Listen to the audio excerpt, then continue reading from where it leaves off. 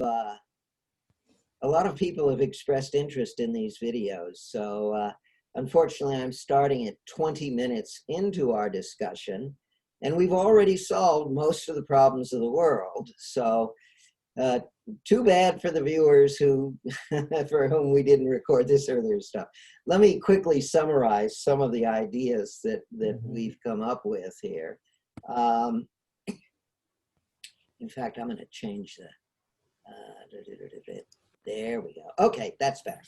So one of the ideas that we were talking about was the problem of text versus graphics.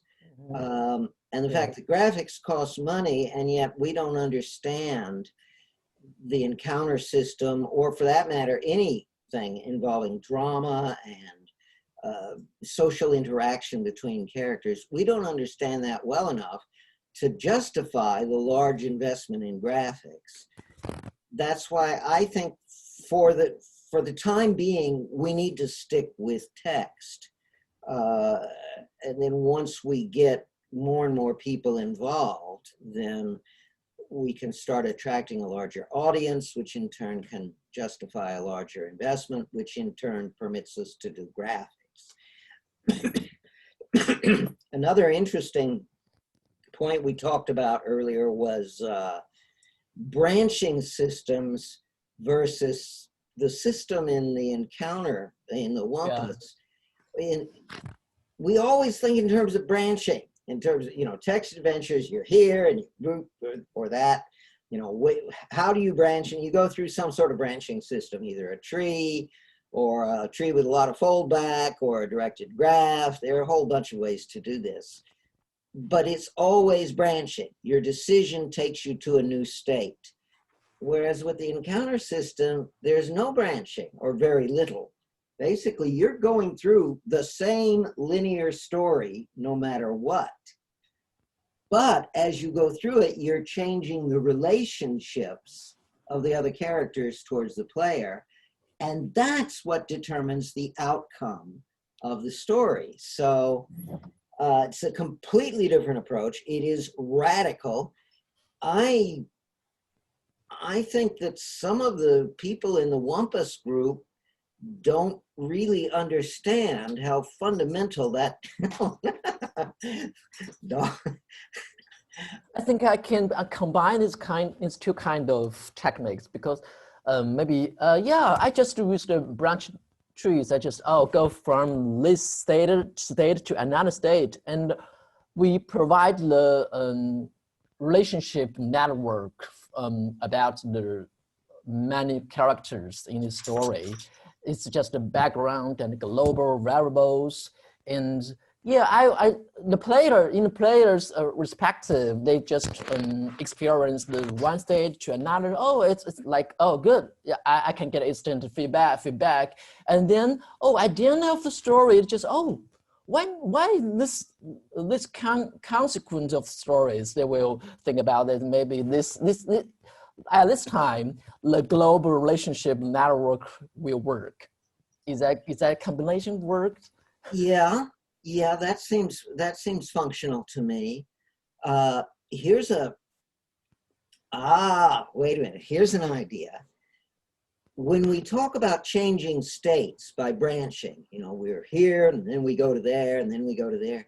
Those changes are discrete changes. That is, I don't have the key, I move to this state, I do have the key. Or we might say, I'm in this state and I have 3 batteries, but I go to that state and now I have 5 batteries. But that doesn't work with relationships. If you've got, boy meets girl, if the boy gives flowers to the girl, that doesn't change the relationship in a big way.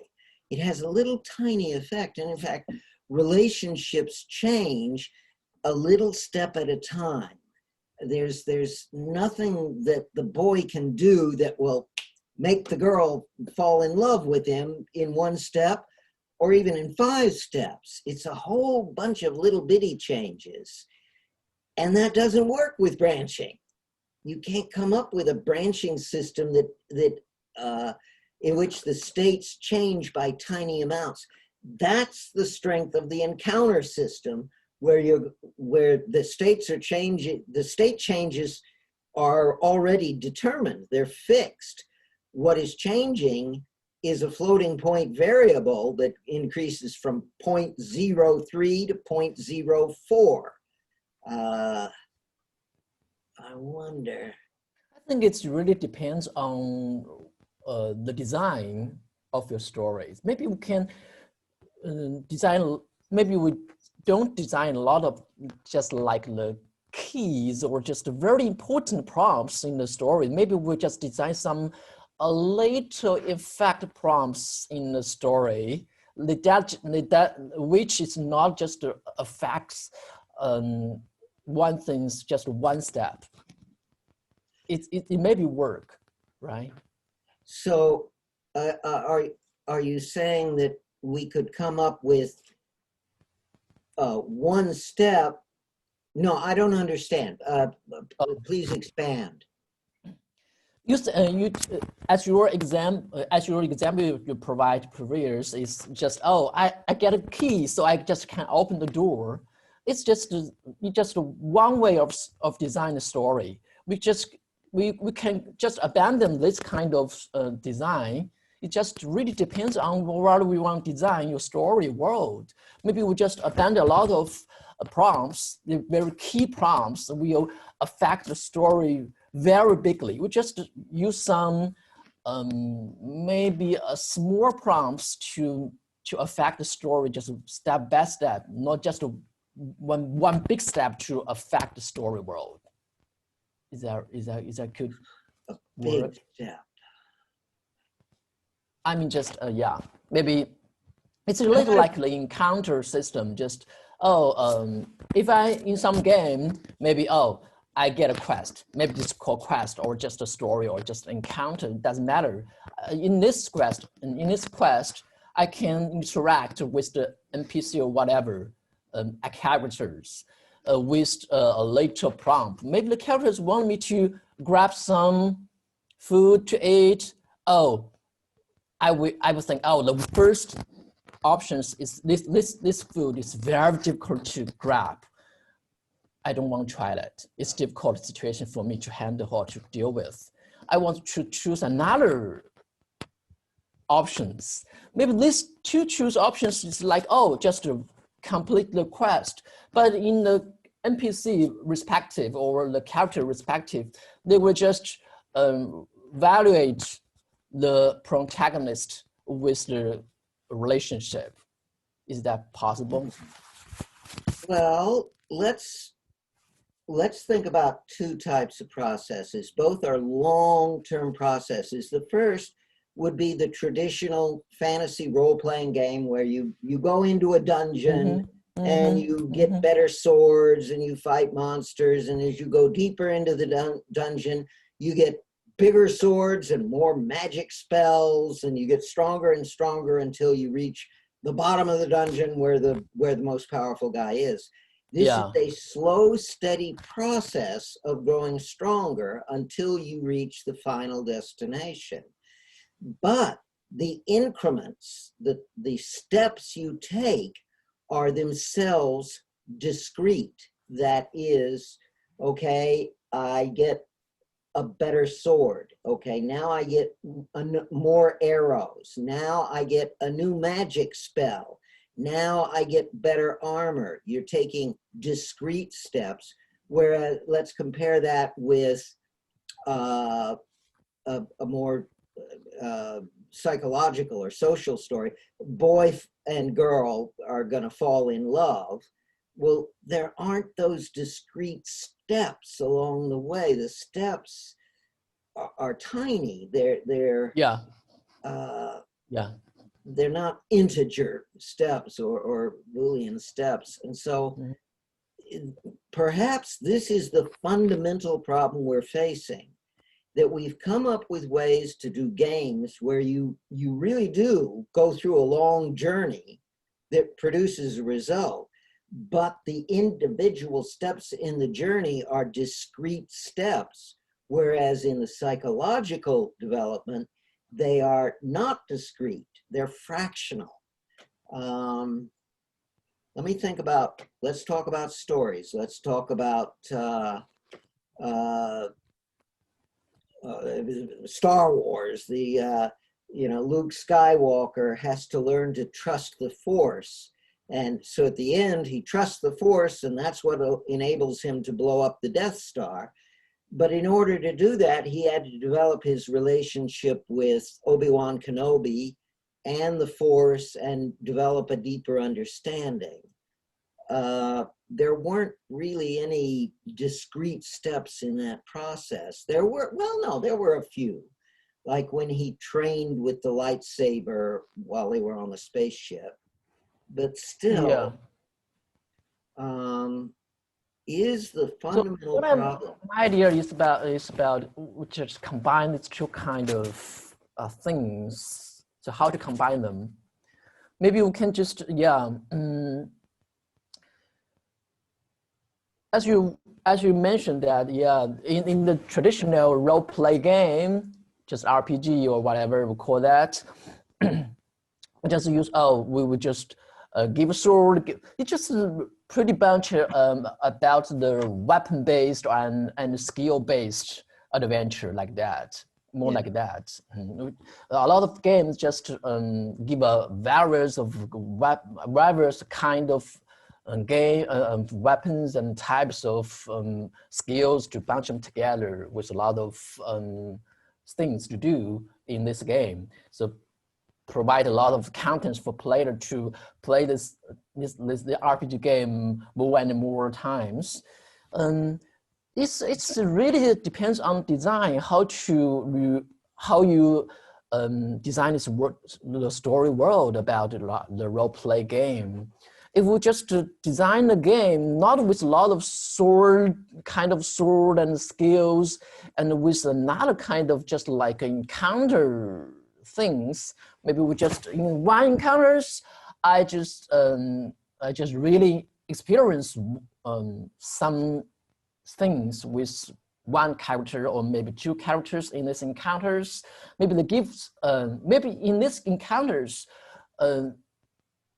we still provide some instant feedback for the players, but also provide some possibilities to change the relationship about the protagonist to these two characters in these encounters. So is that possible to combine the encounter technology with the traditional role-playing game? Well, certainly it's possible, but nobody's ever done it before. And so we don't know how to do it, but clearly we should be able to have a double track system where you're going along. With the one system steps. is the role-playing system have a very instant feedback. Or maybe mechanics. Maybe you can just bring some kind of weapons or skills, whatever. It's good. It's good. And another system is just the underground about this whole story world with the relationship network between characters. I think it's possible combination. Is that possible? Yeah. This is sort of like the situation we had in with rocket ships in the 1950s. Yes, of course we can build rockets. The Germans did it during World War II. There's no problem. I mean, we know we can do it. It's just we've never done it before, and we don't really quite know how to build big rockets. And a lot of rockets exploded on the test stands. So there were a lot of mistakes. It took a lot of experimenting. In 1961 or 62, President Kennedy said, all right, America is going to put a man on the moon before this decade is out. Well, why would it take them 10 years? I mean, we already knew what rockets were and how to build them and so forth, but we didn't know how to build them big enough, or we just didn't know how to do all of the parts. And so we had to experiment and do all sorts of intermediate steps before we could finally launch somebody to go to the moon. So I think that's the problem we're facing here. Yes, we can see all the individual parts and we can see all how they basically work, but we still don't have enough experience to actually build that thing right now. We need to test the various parts and how they might fit together. We need more experience. Mm-hmm. Mm-hmm. Yeah. Yeah.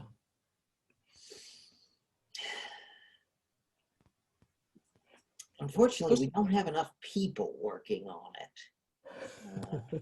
We need, I'm working on the Mortatur, but yeah, again, until people can see how the Mortatur works, I don't think they're going to really appreciate what the encounter system does or how it works. It's just, too different, too unconventional for most people to understand. Maybe, but I think it's good. I can understand this kind of thing. Maybe I just maybe I am very familiar with your previous technology about the Storytron from your website. Yeah, so I understand the encounter system. Well, Storytron is too complicated. Really? I wonder if I could, I've thought many times, could I build a much simpler, a baby version of the Storytron technology? Unfortunately, I haven't come up with there's some things I could do to make it a little simpler. Do you think what part of your Storytron technologies is make this system more complicated? What part of? There are so many secondary elements. I'll mention one, for example. There's spying, where one character can observe what other characters are doing without them knowing. I feel that that's an important part of storytelling, but it complicates things. Oh, and then there's hijacking the storyline, where you can have two characters going back and forth, boink, boink, boink, boink, boink, boink, boink, but then a third character can come in and jump into it. So imagine two people are having an argument and they're going back and forth and back and forth, and it's just those two. And then at a certain point, a third person jumps in and takes it off in a different direction. That's important, because otherwise you just get stuck doing this, just back and forth forever. And yet the way you do the mechanics for that can be messy. I think the basic concepts in Storytron of verbs, roles, and options, I think that's sound. But then the scripting language we use, I don't see a good way around that. I did that with Wumpus, where you have just that very simple algorithm where you just move one slider back and forth, and that's the only algorithmic control you have. But gee,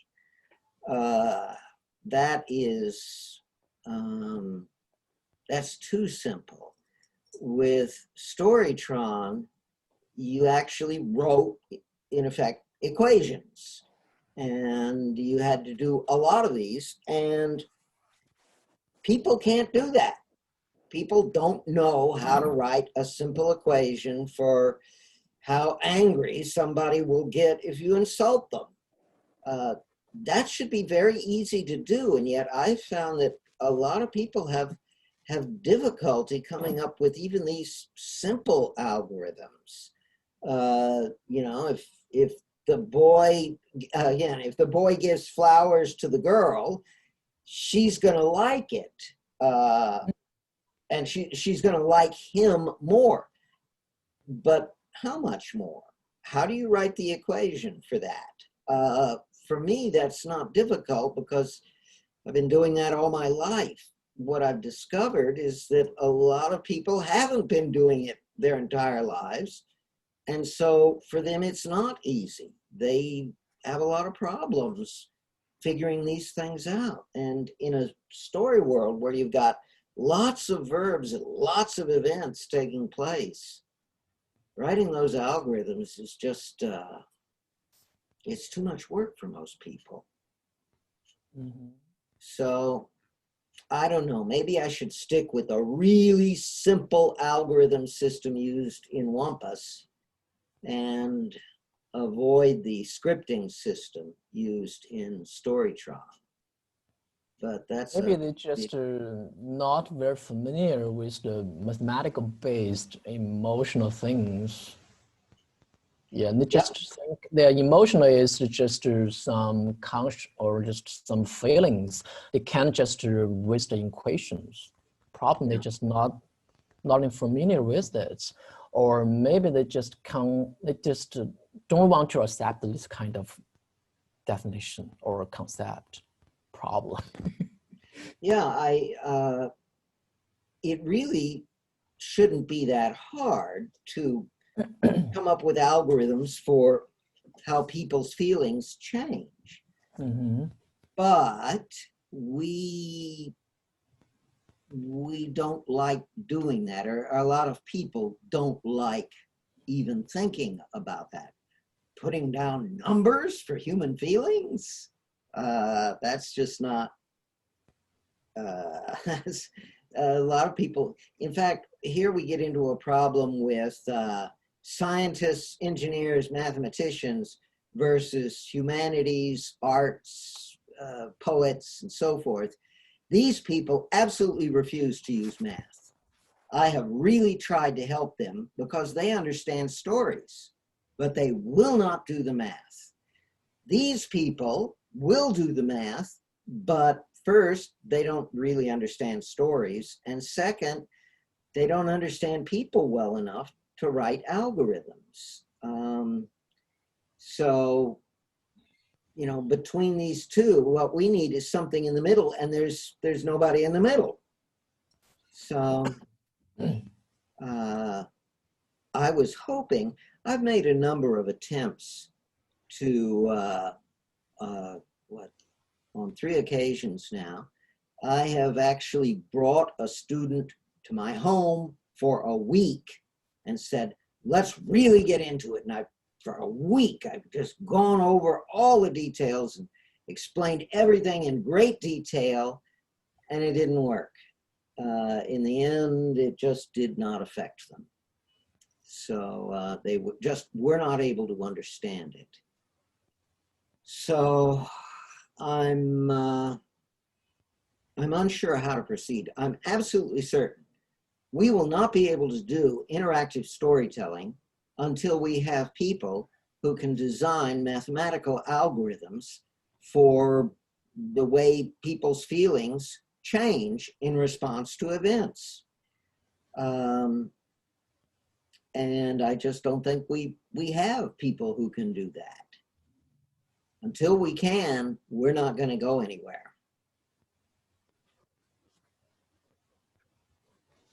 Very sad thought.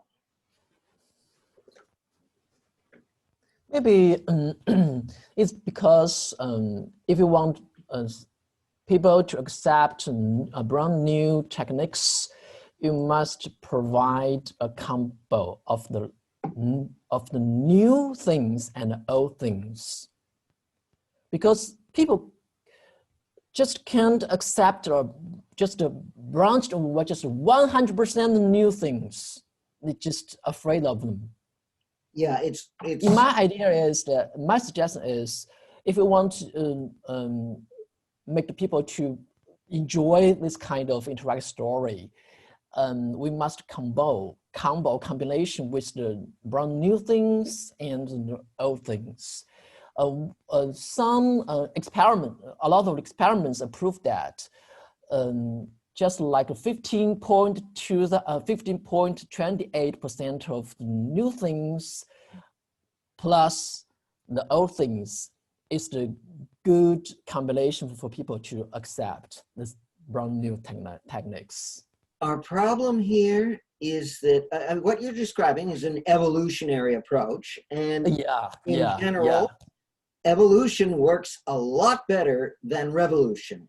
Revolutions usually fail. When I'm not political, I mean technological revolutions. Almost everything in technology and science is done in an evolutionary sense. The problem is there are just so many new ideas required to make this work that the evolutionary steps are much larger than we face in many cases. For example, the evolution of integrated circuits, started off in the 1960s with some very primitive circuits. And then they learned how to mask them and combine elements on a multi-layered silicon wafer. And that from then on, it was just a matter of shrinking the size of the channels. But the first steps were very difficult. Once they got it down, then it was just a matter of getting better and better and better. But we're still in the early stage where we're groping around. We're moving around in a very dark room and we don't know what's there. And we're just trying to figure out the basics. Now, once we get the basics down, then we can start talking about evolutionary advances. But, well, obviously the big thing is to come up with a working story world so that people can see what I'm talking about. And this has been my biggest failure. I've kept trying to build story worlds and then saying, not good enough, throw it away. But I believe that Le Mort d'Arthur will be good enough that people will see potential in it. I don't expect millions of people to say, wow, this is wonderful entertainment, I love it. Instead, what I expect is for people, knowledgeable people, to look at it and say, this has potential. I mean, this was much the same thing with integrated circuits. The early ones were junk. They just weren't useful at all. You couldn't do anything with them. But the scientists who were working on it, they could all see this is going to change the world. We just need to improve it. And so there were enough people working on integrated circuits to bring them up to the level of being useful. And that's what we need with interactive storytelling. So it's going to be hard. I have one question. It's one question somebody asked me, and I don't know how to answer this kind of questions. When I explain this kind of interactive storytelling concept to them, they ask me, I just want to experience the story that is pre-designed for me. If you just put some options or just some verbs for me to choose from them, is that it's possible to interrupt my experience for this kind of story. I don't understand what their objection is. They just want to experience the stories. They just will enjoy the storytelling. And if you just put some options or just verbs for me to choose from them, it's possible to interrupt my experience in this story or my immersion in this story. I don't want to choose anything. I just want to experience. Okay. Yeah, And these options will interrupt my experience. Yeah. Somebody asked me the questions about this. Yes. Well, here the problem is that they don't, here's the best way to explain it. When movies first came out, nobody knew what a movie was. I mean, they said, okay, we can make these moving pictures, and now what do we do with them? And the idea was, okay, we'll tell stories with them. But they still didn't understand, well, how do you tell a story with a movie? And for you and I, it's obvious. But in the 120 years ago, nobody had ever done it before. And it wasn't obvious. And in fact, all the early movies, the only thing they could think of that was kind of like what happens in a movie was a play. And so they said, all right, we'll go into a theater and we'll have some actors up on the stage and we'll put the movie camera down where the audience sits, and then we'll take a movie while they do the play. And so the movie was basically just a recorded play. Now, the problem was that it was no better than a play. It really didn't, I mean, it was just the same thing as a play. And so the question was, why to go to all the trouble if all you're going to do is a play that we could do without the movie? And that was basically the same objection that you're asking about. In effect, people are asking you, well, why do I need an interactive story world when I like stories and I just want to experience the story, just like I've always done? And the problem was people 120 years ago didn't know what a movie could do that a play couldn't do.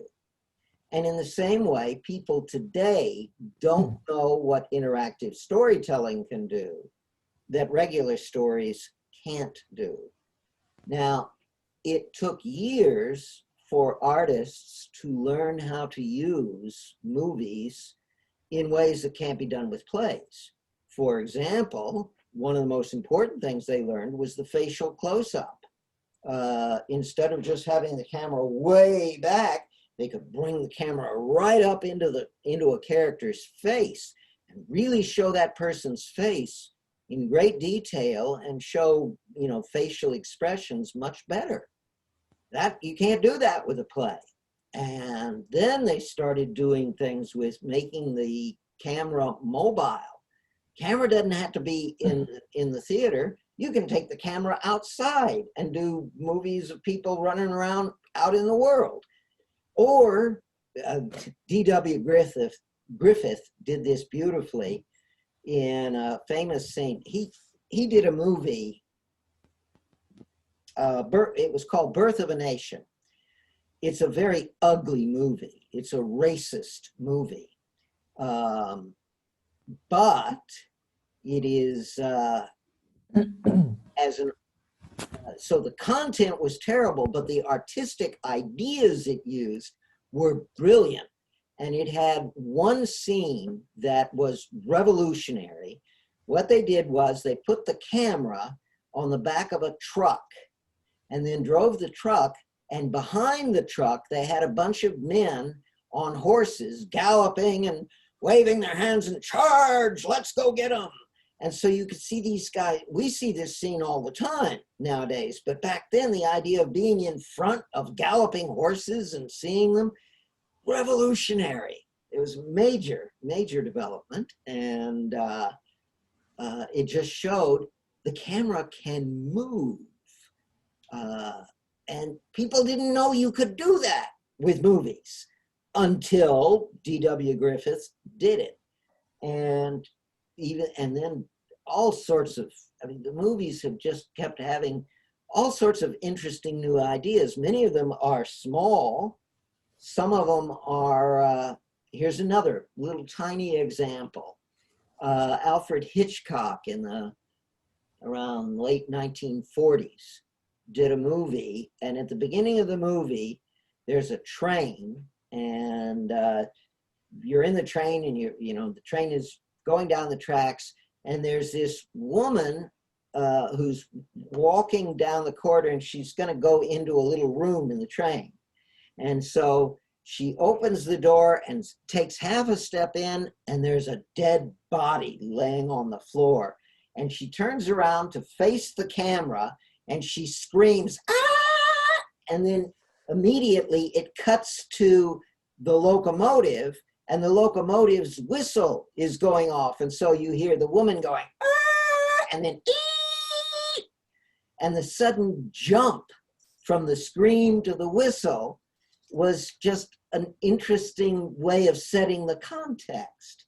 It was a very clever idea, and nobody had ever thought of it before. But in fact, nowadays, you'll see that kind of thing done in movies often. There are all sorts of things that we know about with movies that we take for granted, but in fact were major new inventions. We don't have any of that with interactive storytelling. So nobody knows what to expect, and that's our problem. So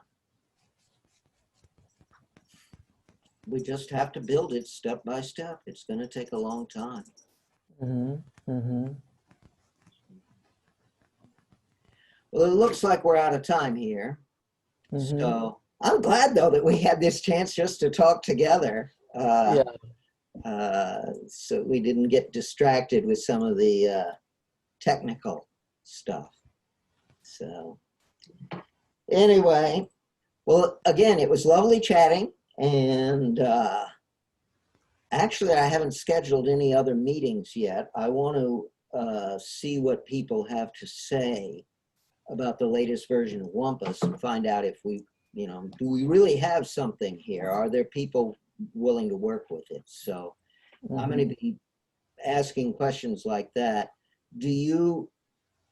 Have you been on Slack? Yeah. Yeah, that's right. I've seen it. Okay. Yeah. So I suspect Slack is where we'll get most of our action. I'll be shutting down the other website we use because there doesn't seem to be much energy there. So, okay, well. We'll have the regular meeting on Zoom next month. I want to ask people about that. Is this the right way to do it? A meeting every week,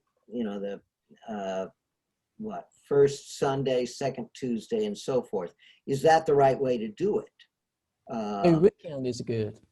So, yeah, I think it's... Maybe the work day, people have some work to do, maybe on Tuesday or Thursday or whatever. Yeah. Sound is or status is good, probably. Yeah, this does seem to be the best arrangement, but we need to see what everybody else has to say. So I'll be asking those questions and seeing what kind of answers we get. Yeah, just post questions on Slack, and we'll see. Okay. Yeah. Good. Okay then. Well, thanks for coming, and I'll see you on I learned a lot of things today. Today's chat. Yeah, this is the best way to do it because there's a much more intense interaction this way. Always works better. Good.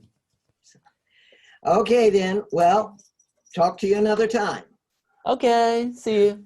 Bye-bye. Bye.